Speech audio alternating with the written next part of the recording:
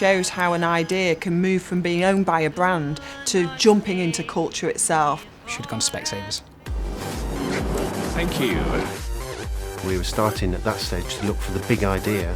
No smoking, no drugs, no religion, no sex, and no humour. We sort of set to work on breaking those rules fairly quickly. It's a campaign really built upon that emotion and that fame objective. And I think that did definitely shift people's perceptions of Specsavers as being more than just somewhere to go to get low-priced glasses. It became a joke about poor eyesight, kind of really breaking the last taboo in the optical market. The IPA could just tag it with all of the ingredients that mark out successful advertising campaigns.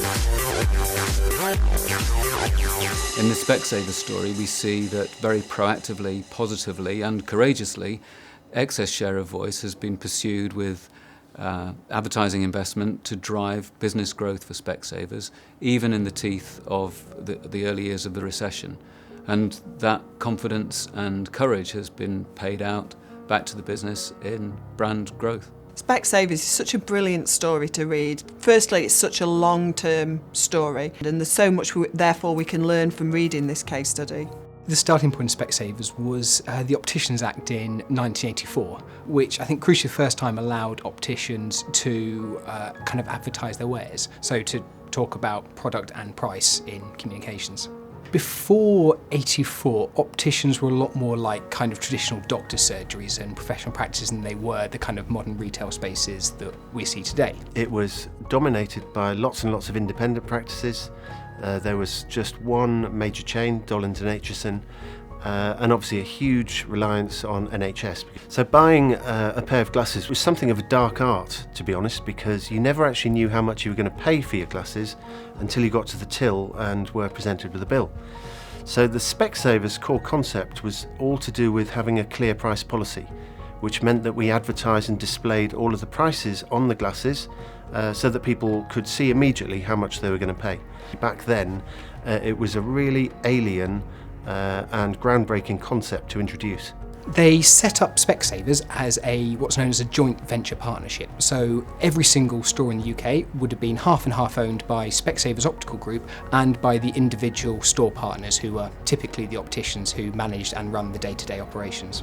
The directors of the store pay certain fees for the services that we provide, so IT, marketing, finance and so on, but they get to keep all of the profits. So naturally, the more successful the operation and the business, the better each JVP does as a result. And that allows us actually to operate as like a series of independent stores, but with the backing of a nationwide and a huge national brand that gives all the buying power and economies and so on and so forth.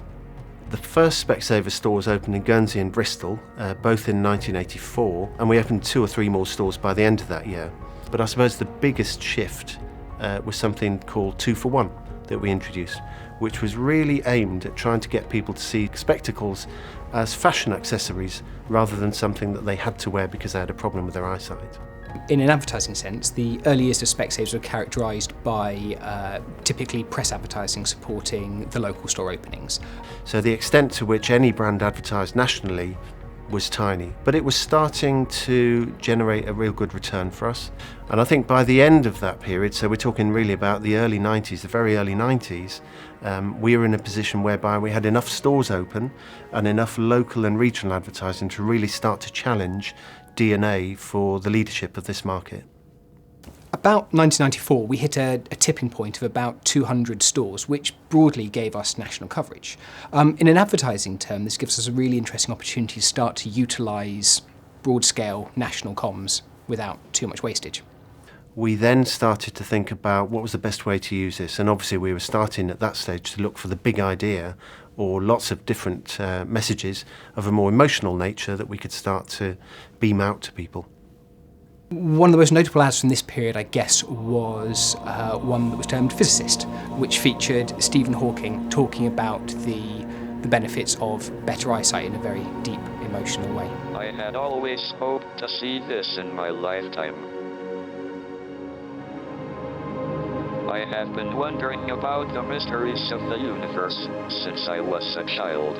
And for us, that was really to demonstrate that at Specsavers we recognise the importance of people's eyesight and particularly taking care of them. And I think that did definitely shift people's perceptions of Specsavers as being more than just somewhere to go to get low-priced glasses. My eyesight means a lot to me. So by about 2003, there was a growing feeling for the marketing team that there was no real coherent thread running through the advertising. In particular, there was a set of internal rules that kind of guided their communications. One of them was no humour. I think it was Graham Daldry, the then and now current creative director, who kind of thought that humour might be a very valuable tool for building salience and connection. It was a long road to introducing humour into Specsavers advertising. When I first joined Specsavers, I think on my second morning in the company, I got called into the marketing director's office, and he imparted the rules, the advertising rules to me, which were no smoking, no drugs, no religion, no sex, and no humour. So I walked out of his office wondering what I was actually going to write ads about.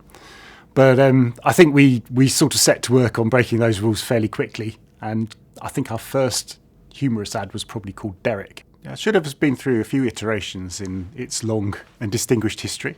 The ad that it started in was actually called Bread Bin, and it was an ad which was based on a kind of a family at-home scenario. And you should have gone to Specsavers was actually just a piece of dialogue from the ad. You should have gone to Specsavers. You'd have got 2 pairs for the price of 1 then.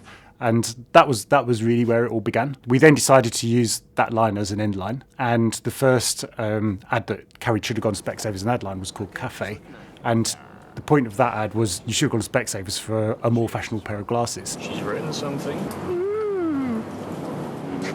Thank you. What does it say? Should have gone to Specsavers. She's right. In 2005, some of the brand tracking that we were getting was starting to show that we were starting to lag behind some of our competitors when it came to perception of style and range and fashionable glasses. And while Should Have Gone To is a brilliant concept, it doesn't lend itself very easily to be able to show good product. So the decision was made to move away from should have gone to Specsavers to must have gone to Specsavers, which meant that we could show people wearing some really great and more fashionable frames. Sorry, you must get this all the time, but could I have my picture taken with you? Of course you can.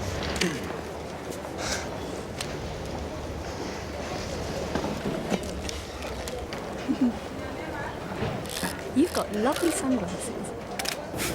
Must have gone to Specsavers. So the move had fairly mixed reactions, to be honest. So we increased the TV investment.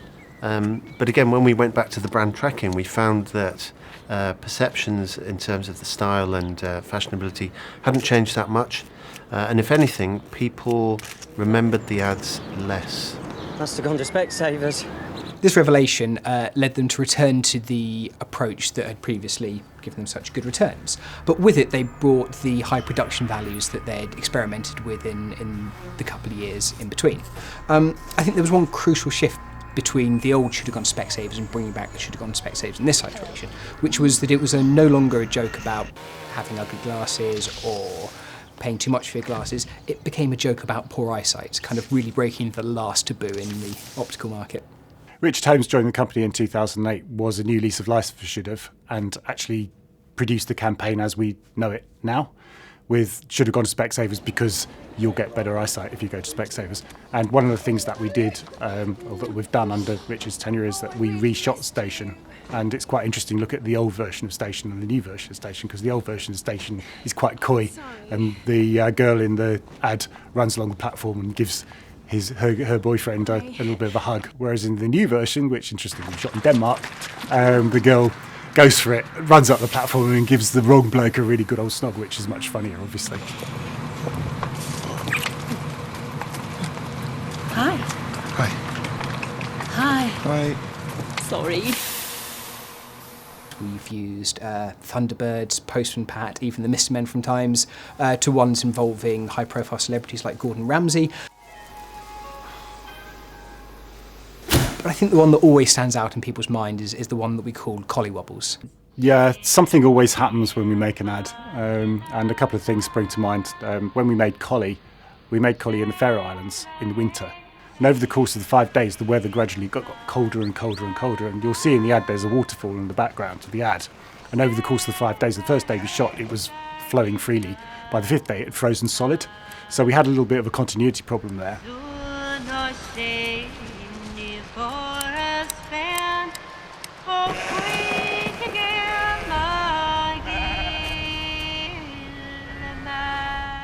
And one called Whale, where Whale actually mates with a submarine by mistake.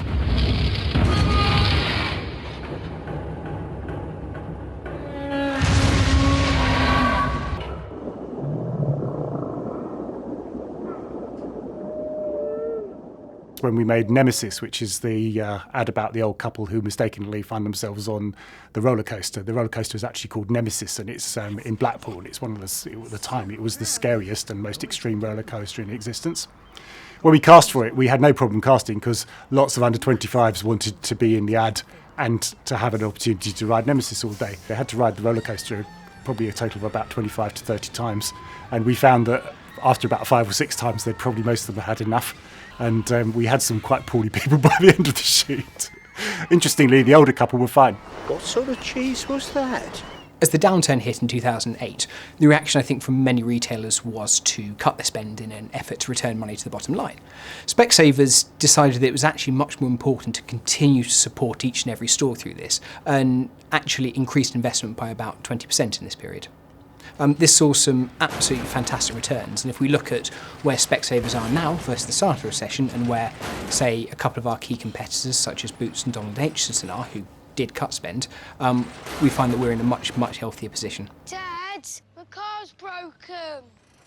Campaigns that are famous get the brand talked about, get the brand remembered, and this really sticks in people's minds much longer. And so therefore I think we see the effects playing out over a much, much longer time. And I think that's why, say, in pieces such as Marketing Year of Accountability, we see the biggest and the most long-term profit gains from fame campaigns.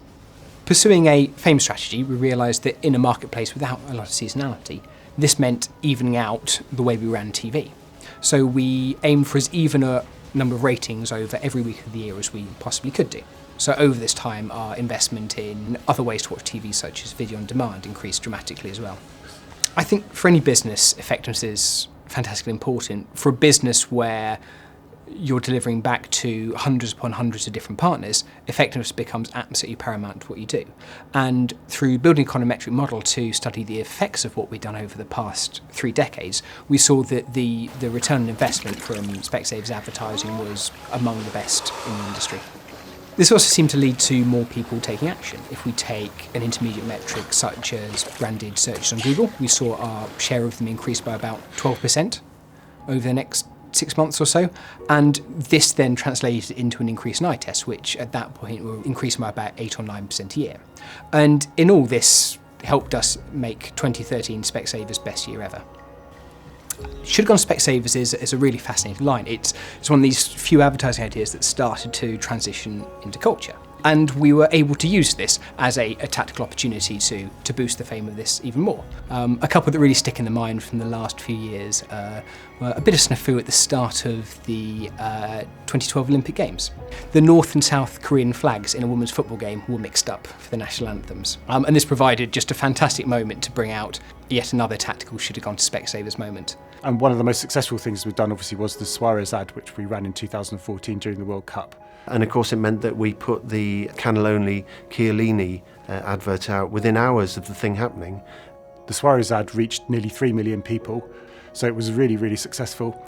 We saw it had an effect on our tracking. Of course, it attracted thousands of likes and shares as well, which is a really good measure of people actually not just seeing it, but engaging it. A really interesting part of our approach to this has been setting up a team to actively watch these moments of national consciousness, just in case something interesting happens, and also to react to it as quickly as humanly possible. So as soon as them happen, we make sure that we're in daily press the next day in the relevant sections, that we're running them on digital formats, whether that's online or even across digital out of home. As a result of the Suarez ad, we've switched our Facebook channel over almost entirely to should have type material, which has actually made it one of our most important channels, and it really helps us to bring our material together and to help the material to have a coherence.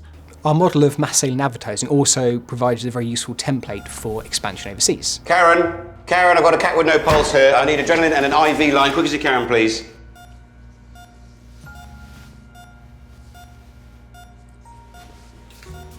See you tomorrow. Action was taken when Specsavers expanded to Australia to open, I think, 100 stores within about 100 days, purely in order for them to be able to advertise at a national scale. We have therefore since used some of the adverts that we created for the UK market down in Australia as well. And the should have gone to concept has worked really well in that territory, just as well as it has in the UK.